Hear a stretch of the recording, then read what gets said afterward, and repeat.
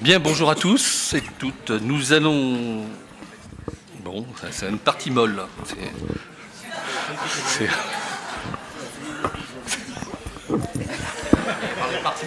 une demi-molle. C'est une demi-molle. Bon. Ça fait longtemps qu'il n'a pas fait. Pourtant, ils sont deux. Bon. Nous allons vous faire le premier rapport sur le premier débat qui consistait... Très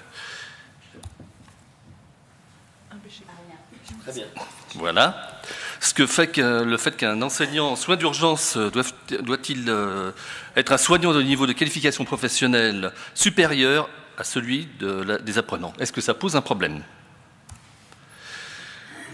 Comme intervenant, nous avions donc sur le oui et sur le non, donc Ismaël Hassan, Hubert Tonnelier, et pour le non, Carole Amselem, et puis Isabelle Thomas. Le contexte.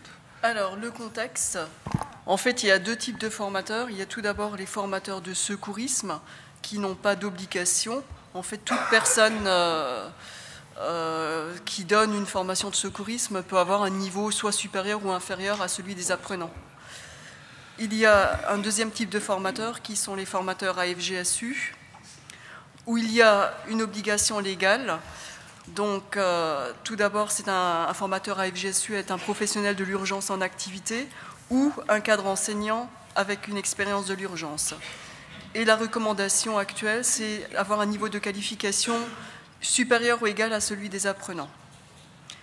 Donc, certains formateurs de CESU se sont retrouvés à participer à des formations, en fait, ont eu du mal à participer auparavant à des formations où ils avaient un niveau inférieur à celui de l'apprenant et contestent cette situation. D'où le débat d'il y a 2 jours.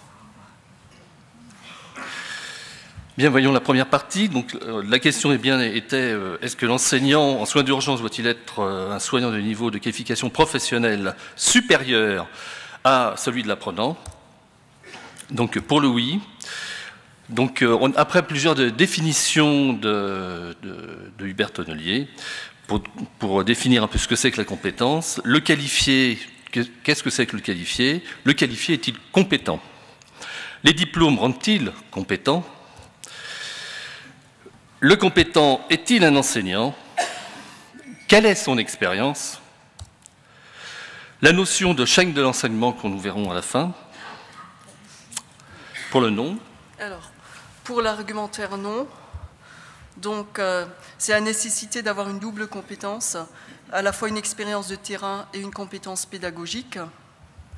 C'est de savoir adapter le message pédagogique au public et de pouvoir s'identifier à l'enseignant. Donc l'idéal, c'est d'avoir un apprentissage par un pair, ce qui permet de légitimiser et d'avoir également un modèle auquel on peut se référer. En synthèse,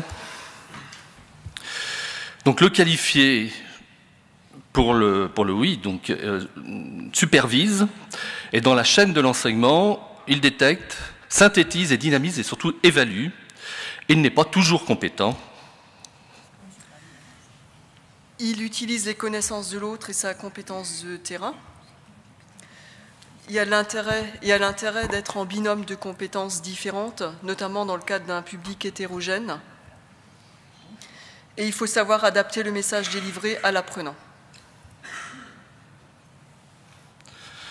En termes de conclusion de la conclusion, voilà, merci.